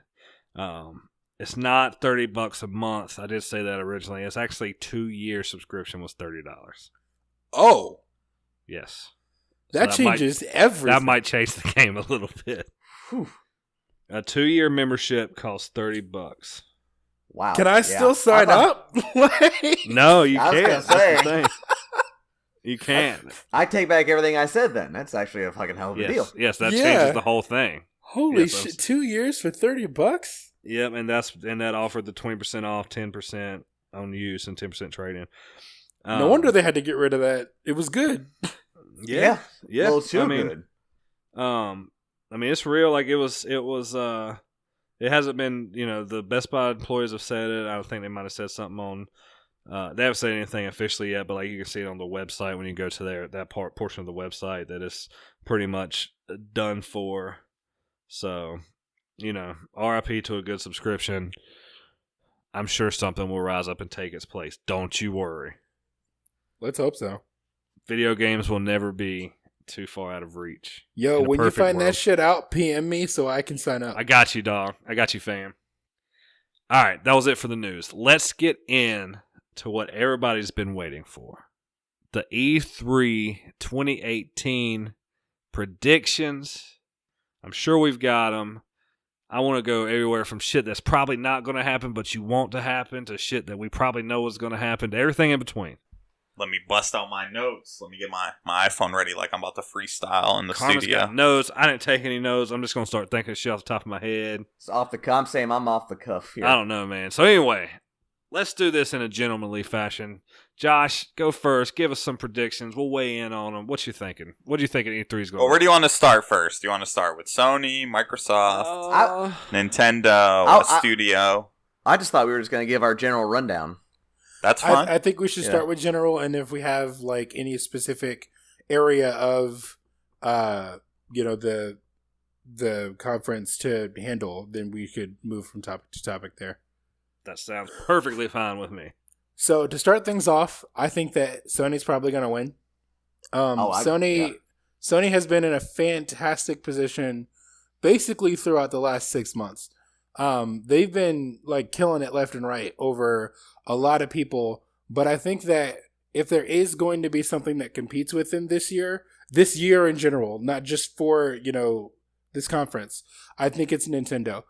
I feel like Nintendo has a lot of hype behind the releases that they're probably going to announce. I believe we're going to get a lot of release dates for things that we already know exist.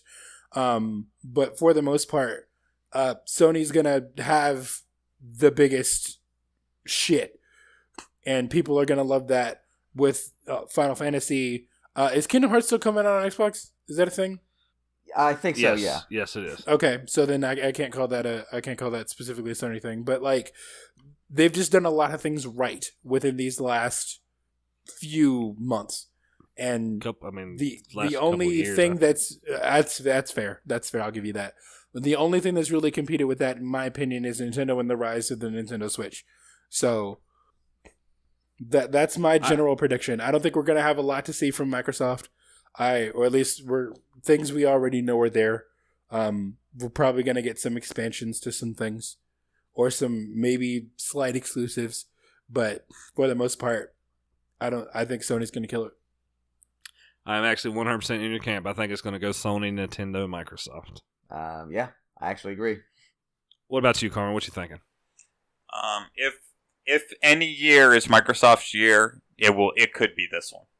It's that the PlayStation has a ton of exclusives. The Xbox library lacks exclusives, notable exclusives, I should say. And if they break out the library right now, that would be a solid move from Microsoft, and I think they could take E3.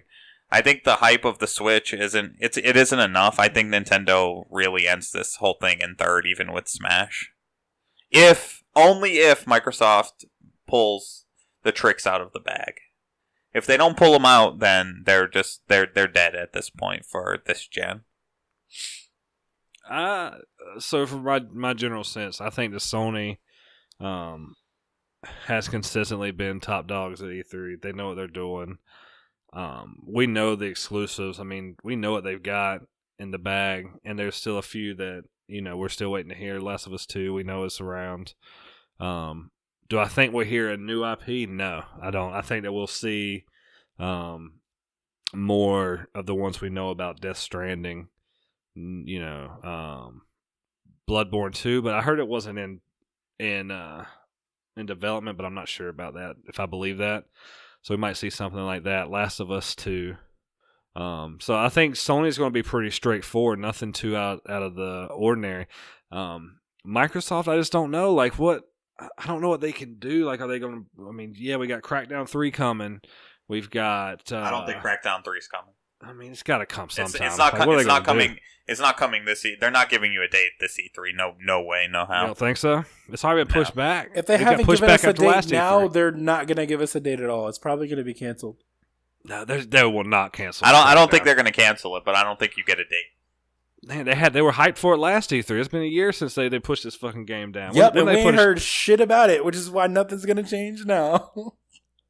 I just don't know what Microsoft can do at this point. They need exclusive games that are going to make it out of production. They need to sell the console, because from the beginning, Microsoft was doing a lot of things wrong that just let Sony take the lead and fucking run with it. I don't understand why you'd make a console that would have to be connected in order to play. I don't understand why you'd make a console without backwards compatibility. So many things were just not gamer friendly, which pushed so many people over to Sony, and they just haven't come back. You're right. I mean, and with Microsoft, the exclusive they do have, I don't think are the same caliber of exclusive as Sony. They're not. I mean, Halo 6 is not going to get the job done, and Gears, what are they on now? 5? Gears 5 is not going to get the job done. Forza is not going to get the job done. They need something to breathe life into them, and I don't think it's going to happen in E3, which I think puts them in third this year. If you notice, because of that, they were the first people to push into indies hard. Yeah, and that's smart. Go ahead and push. Indies are a big deal, but it's not going to sell your console, I don't think. No, you can get indies of course anywhere. Not. Exactly. If you really want to play indie games, you play that shit on Steam. Yeah, you're a PC gamer if you want to get the real indies, like Walking Backwards or some shit. But yeah, Sony's just had the lead, and Microsoft, I don't think is going to do anything about it. Not this console generation. I want a new siphon filter. They announced it. This E3 is coming. I've been hollering for a siphon filter. A new siphon filter? Yes. Okay. He loves him some siphon filter. That's the game. But they can drop it, and then they can compete with Metal Gear Solid. That's Splinter fair. Cell. Yeah, I mean, it's Splinter Cell as well. Either one of those two games can compete with the Metal Gear. Yeah, it's an IP that they have just waiting in the wings. I heard a little while back that they have repatented the name, so we can see. Another game I'm looking for to possibly get announced would be a new Twisted Metal. No, I could You won't see Twisted Metal ever again. No. People said that after the last iteration and it came on the PS3.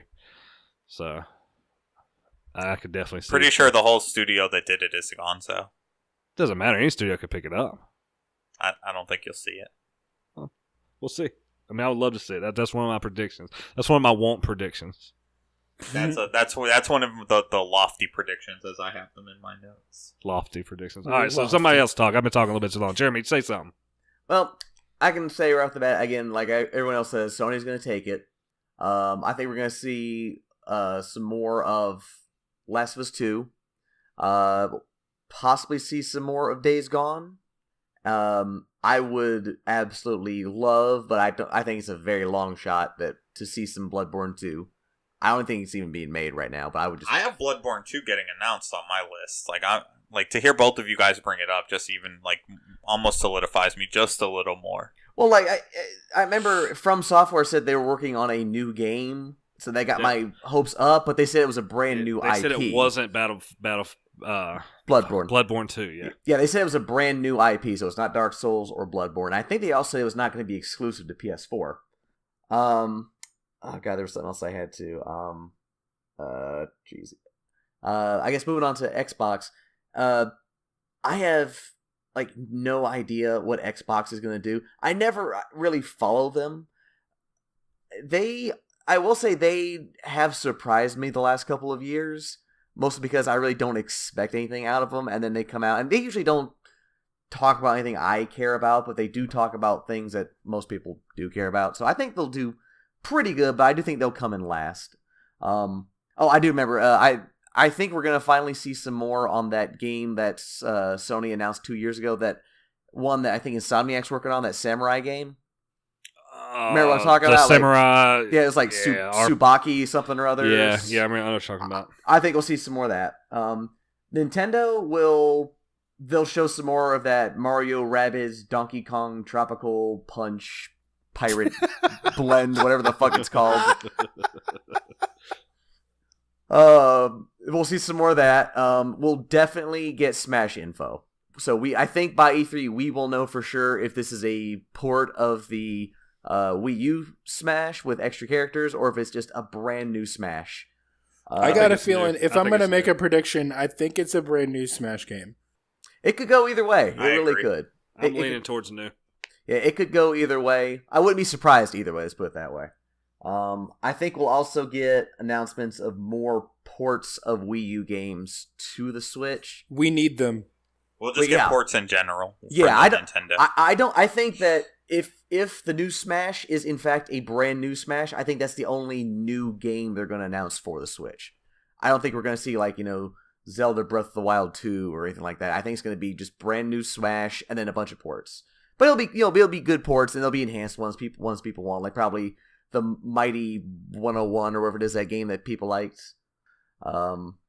And Squaresoft is going to announce Kingdom Hearts 3 will be out this year. Squaresoft is back, eh? Good. And like I said, and the reason why is because of all the shit we've been seeing on Twitter and because of just them coming in general. Ubisoft will probably announce something Assassin's Creed-ish related. I don't know. I could give two shits. And Bethesda will do stuff that Cam will absolutely lose his mind over, and I will just be falling asleep at that point. We're going to have fucking Skyrim on your phones now. Yeah, it'll be something like that. And Cam will go, oh my god! Well, but those are my predictions. Gotcha. Alright. What do y'all want? You want the lofty ones, or you want the actuals? Start with actuals and move into lofty. Alright. Yeah. PSVR actually gets games. Real games. I said actual, not lofty. Come on now. No. They have to do it. They have to keep it alive. He's not wrong. At this point, we need to push into VR hard if we want it to survive. If they want VR to be a thing, now is the time to do it. Yeah. Because otherwise it's going to die, and then that won't be where we take video games. I don't want to go into video games. I told Jeremy when VR first came out, we were working together, and I was like, I think it's the time. I thought it was the time, all this stuff they're doing. I don't think it's the time. I don't think it's here yet. Yeah. Still too new. Still working on it. I don't think they have to start trying. I think we need reputable backers behind it for it to become popular. I think that's really what it needs. Because right now, while Sony is behind it to a degree, they're not pushing it. It's not a thing that they're really trying to sell right now. And no other giant company has really jumped on the bandwagon yet.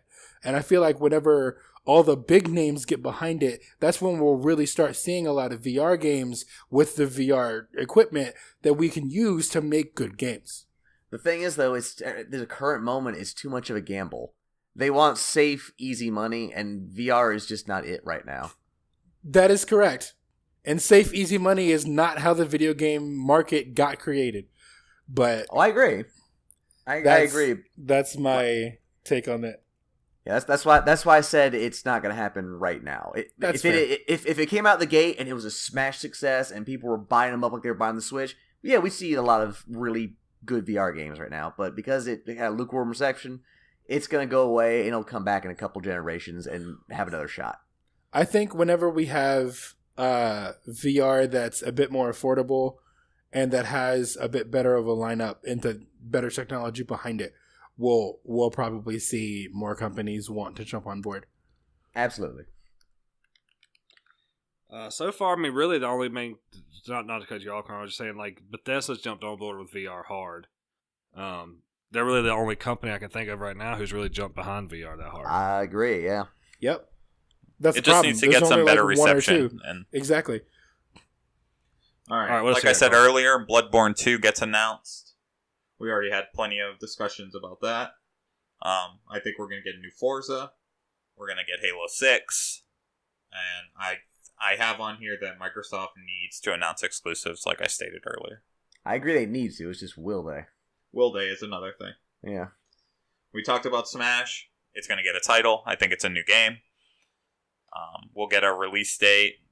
I'm thinking first quarter 2019. I agree. For what? For Smash? Yeah, okay.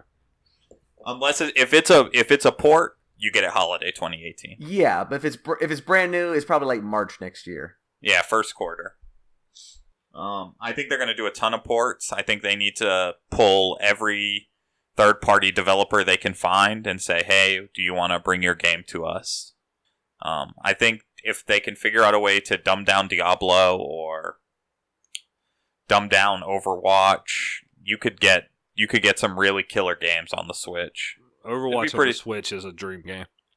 Yeah, oh no, totally a dream. But it's like, if you can get those ports, then you can do something really serious with the system. No, I mean it as like dream as in like it needs to be on the Switch. At least Overwatch. Like, it would be super fun. And I also think Odyssey gets a DLC announced at E3. Absolutely. Yeah, that's not far off. That's not far-fetched at all. It's about the time for it. Yep. You better go ahead and knock them moons out, boy. I want a new Donkey Kong for sure. A brand new Donkey Kong. You can play Tropical Freeze. Yeah, I know, but I want that's the closest you're getting to Donkey Kong. Have you won't see DK. I was going to say, have you played Tropical Freeze yet? I have not played Tropical Freeze yet. Then it's new to you. It's phenomenal. I've heard it's amazing. It's new to you, then. It is. You're absolutely right. All right, so what's the lofty predictions we've got? Hang on. I'm not even doing my actuals. Oh, my bad. Oh, my bad. Damn, Cam, what are you, tired, bro? It's only 11:20. Shit. All right, what you got? The most controversial on here that I know everybody will disagree with, Kingdom Hearts 3 is going to be released holiday 2018. I thought we agreed on that now. I thought that you guys were still Y'all up in the air. two agree. I don't agree. I think I agree now. I said that in my SquareSoft one. I agree with you that it's going to be announced and come out this year. SquareSoft doesn't exist, Jeremy. I'm sorry. I pine for the old good days of SquareSoft. Okay. Squeenix. We get a Final Fantasy VII Remastered trailer with gameplay. No date. That is lofty indeed. Oh, God. That's not even lofty. That's actual for me. That's what we had last time. It was a CGI trailer. There was no gameplay. There was no gameplay. There was like a moment, I thought, that was like in game. They have gameplay trailers now, actually. Yeah. And they revealed the Avengers game they've been working on. Oh yeah, I forgot about that one. I did too. Yeah. Huh. Bethesda announces Doom 2. Mm-hmm. All right. You ready for the lofty jams? Yeah. All right. We get a successor to the Vita.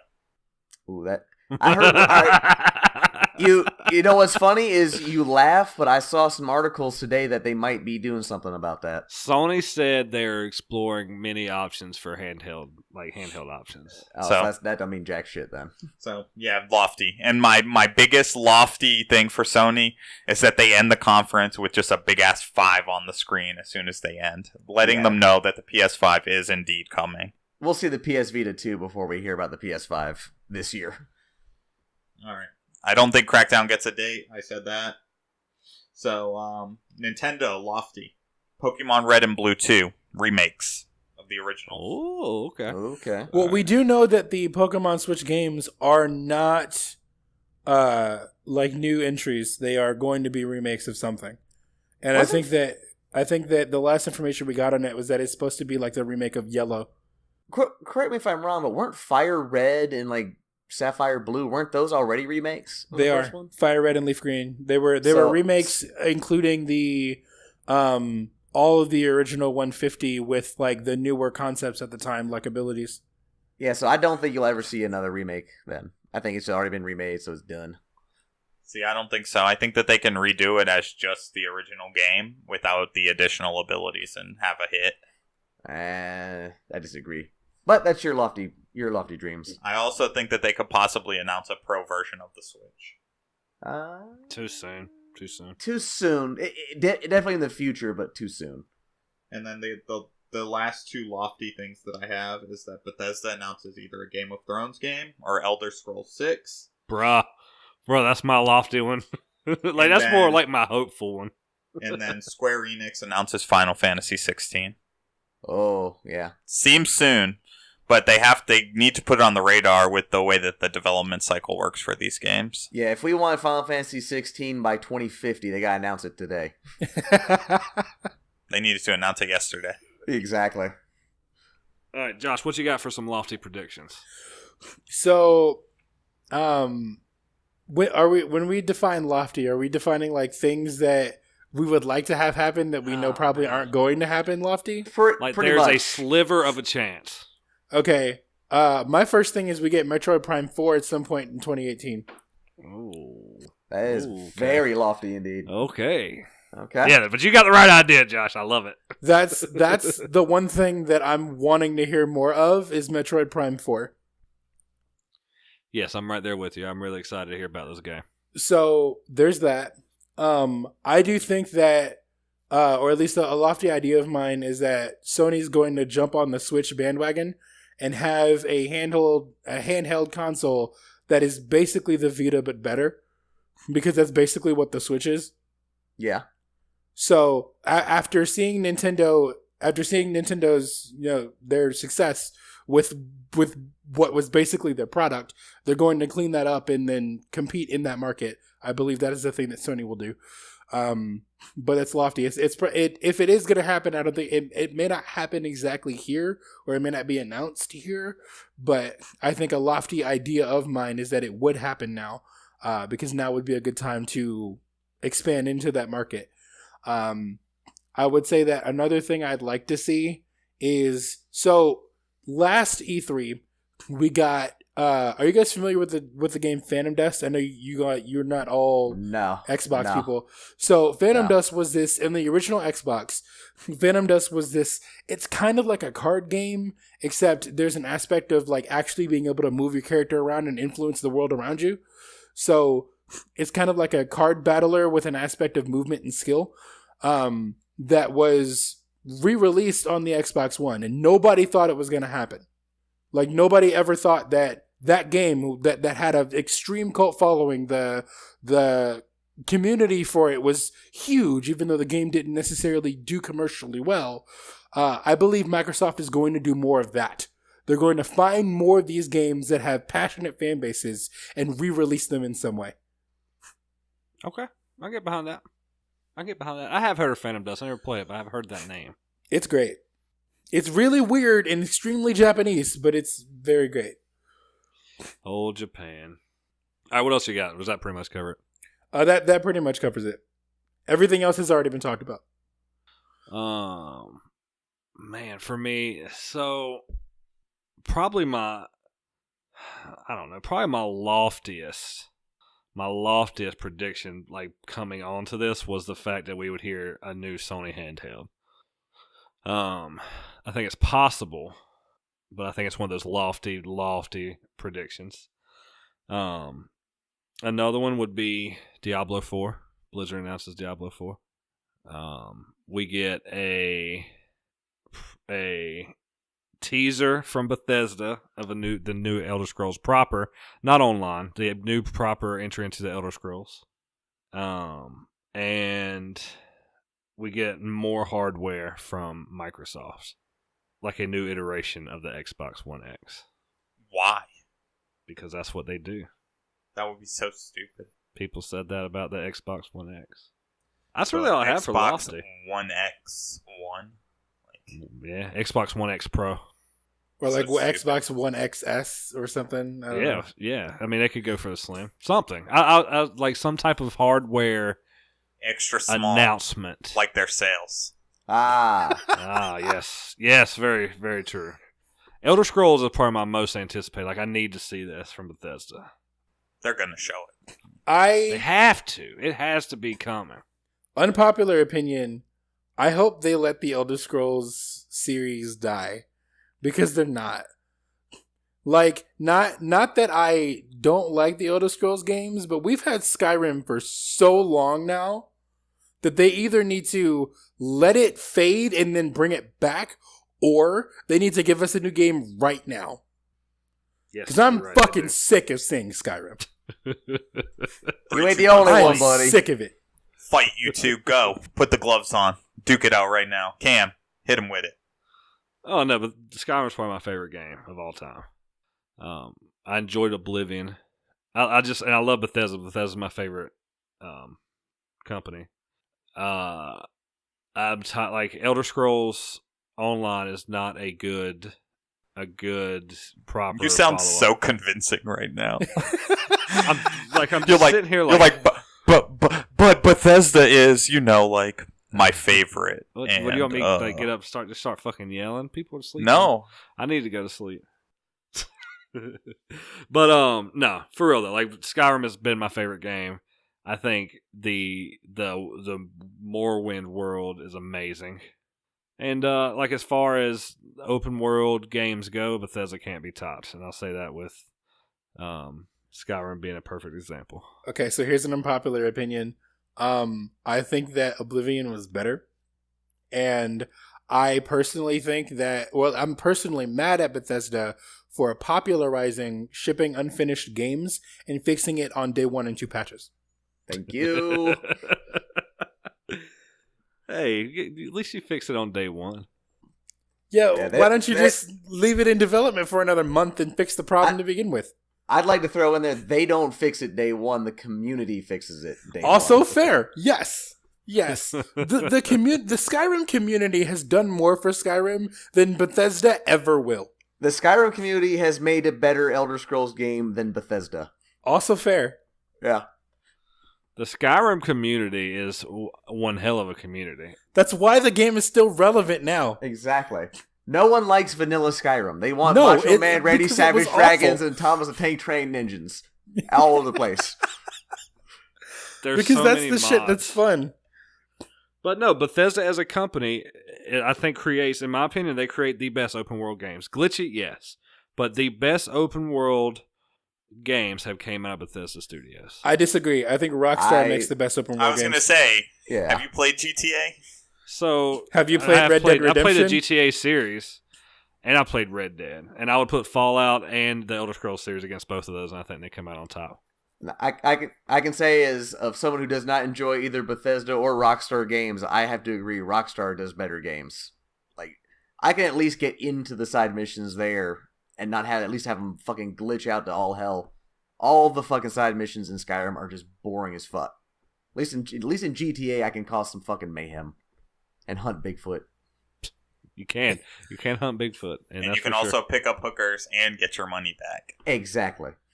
You can do that in Skyrim too. You just kill them. Gotta put a barrel on their head. Yeah, but you can't pick up hookers in Skyrim. You can't pick up hookers, but you could go into you could just So go your into a point room is with, irrelevant. End of you could go discussion. into a room with, Rockstar's better a because bar of hookers. winch, a bar winch, and be like, 0 I'm out of you, 10, bitch. no hookers. 0 bags of dicks out of 10s. Thank you. That's the rating scale here at Hell Average. Oh, zero It's bags of dicks. Bags Okay. of dicks is the rating scale. Okay. Well, 0 bags of dicks, no hookers. I don't want to hear this bullshit anymore. Jeremy, what's some lofty predictions you got? Most of mine have been covered, so I really only have 2. One is I'm gonna kind of piggyback off of one of Carmen's, and again, this is very lofty, probably not gonna happen. But Square Enix will show a new trailer for Final Fantasy VII and actually give a fucking release date. Uh-huh. Might be sometime in like 2025, but they'll say coming. Chapter 1 coming in 2025. Exactly, 2025. And the other very lofty, I guess, wish of mine is EA gets up on stage, apologizes for everything they've ever done, and then disappears up their own asshole for the rest of eternity. Wouldn't that be something like if they really like went up there and like just apologized for like a half hour straight? Yeah. And then they were like, here, check out the new Madden with 9 million different versions of microtransactions. And then literally the president like sticks his head up his own ass and it just like pops out of existence. Well, physical impossibilities aside, I do think that EA should do something to address their public image at this E3 and should attempt to make better games moving forward. Well, you've heard the controversy over their new slogan, haven't you? No, I have not. Gamers come first. Oh yeah, no, I did hear about that. Wow. That's my slogan in bed. That's is some fucking narcissistic balls. shit right there. That is some balls.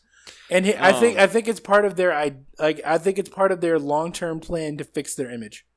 Yeah, it sucks right now because they've not been gamer first, but if they can show us something at this E3 that proves that they're trying to change, I think that's something that can really matter. But they're really going to have to work for it. Their public image right now is like rickety wrecked. Oh yeah. Like it's terrible. Nobody has faith in them. I mean, they're going to have to do some serious crap like PR right now. Like serious PR work. And I'm all about it. Like, they could do a lot. Like, EA as a company has a lot of power. They have a lot of potential to make amazing things happen. But I just don't want to be fucked as a consumer. True.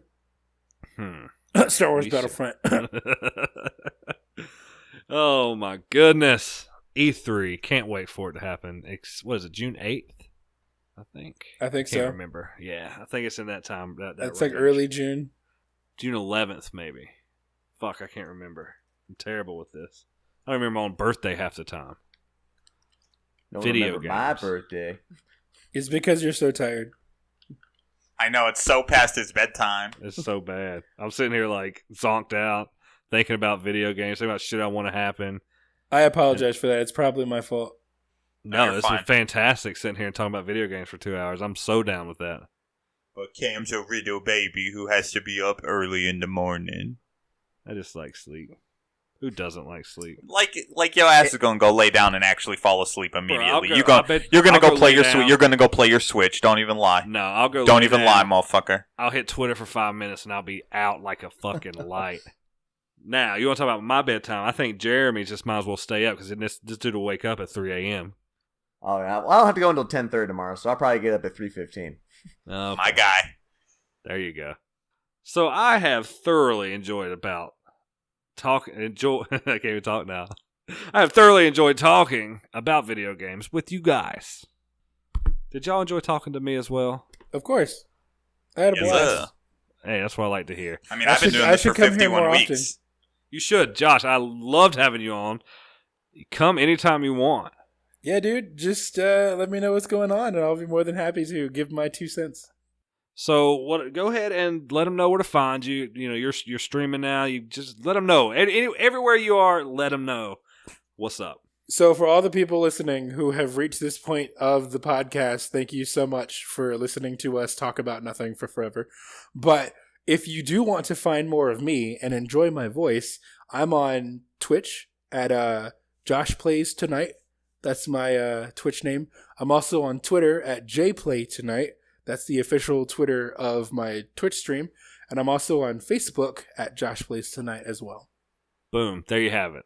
Get them all. Get all 3 forms. He's also the co-host of The Subject Tonight. If you're not listening, I don't know why.